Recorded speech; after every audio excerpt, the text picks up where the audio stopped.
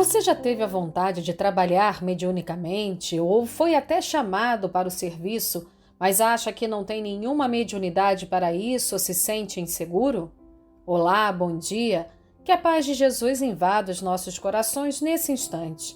Sou Melissa dos Santos e esse é mais um podcast Café com Espiritismo.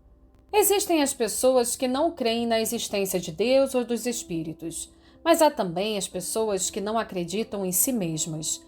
E quando são chamadas para o trabalho, seja diretamente ou indiretamente, se sentem inseguras e até recusam a oportunidade abençoada. Esse segundo grupo, extenso às vezes até os que já estão atuantes em outras vertentes do movimento espírita, muitas vezes se esquecem de que somos chamados ao trabalho de acordo com a nossa necessidade de vivência e de aprendizado.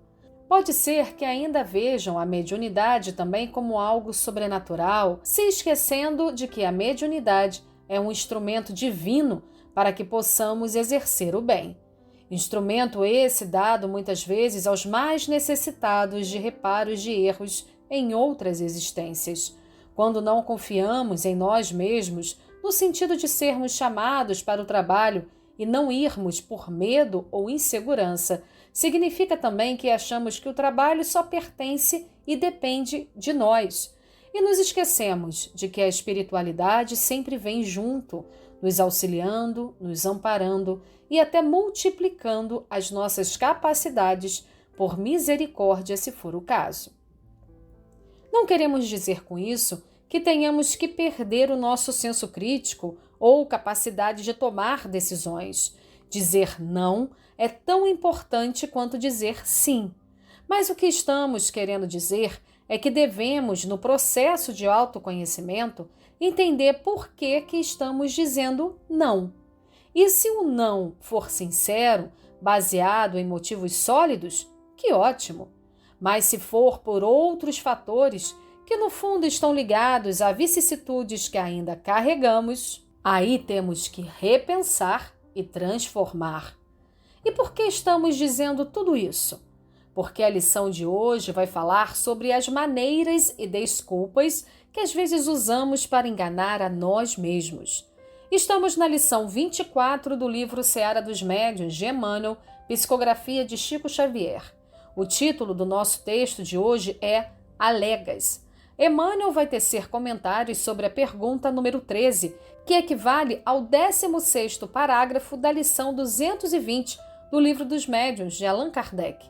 Nesse parágrafo, o codificador pergunta sobre os médiuns que manifestam repugnância ao uso de suas faculdades, ou seja, não as aceitam, não gostam.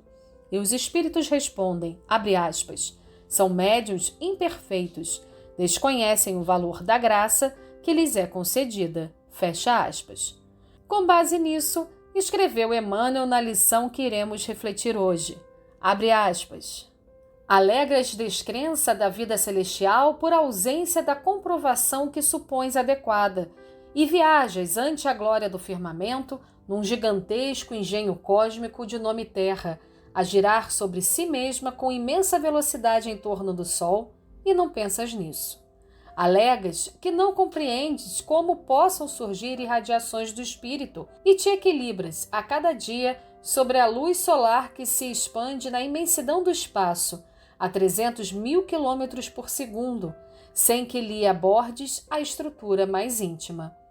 Alegas que não ouves a voz das inteligências desencarnadas e moras num reino de ondas, de que as maiores estações emissoras dosam apenas ínfima porção, transformando em sons articulados o que te parece solidão e silêncio. Alegas que ninguém te explica por que processos se alimentam as almas com os fluidos sutis e vives no oceano aéreo, nutrindo-te em maior grau dos recursos imponderáveis da natureza.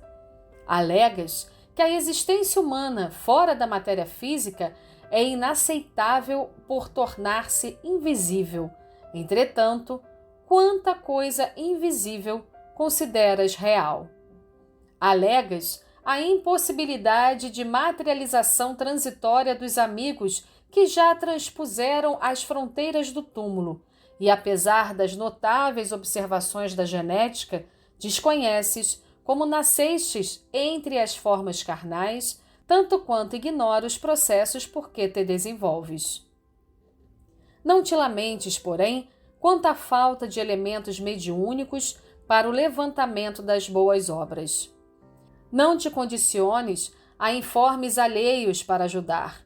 Todos possuímos vasta provisão de sementes e luzes do conhecimento superior e estamos convictos de que fomos chamados para servir. O que Jesus ensinou há quase 2 milênios tem força de verdade para todos os séculos, e a mensagem desse ou daquele arauto do Evangelho aos ouvidos de alguém é lição para todos nós. Importa, acima de tudo, estender o bem, entendendo-se que o bem verdadeiro será sempre o bem que façamos aos outros.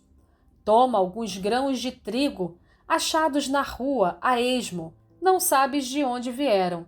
No entanto, se resolves plantá-los, ainda hoje, com respeito e carinho, em breve as leis de Deus, sem que as vejas agindo, deles farão no solo, em teu próprio favor, vasto e belo trigal. Fecha aspas. Emmanuel está reforçando em nós o que já sabemos. Vivemos, vamos dizer assim, milagres diários. Milagres que são o mais puro amor e bondade de Deus. E no amor e bondade para conosco, Deus, com D maiúsculo, nos fez também deuses, com D minúsculo, com a capacidade para muito mais do que já conseguimos fazer e a nossa imaginação consegue alcançar.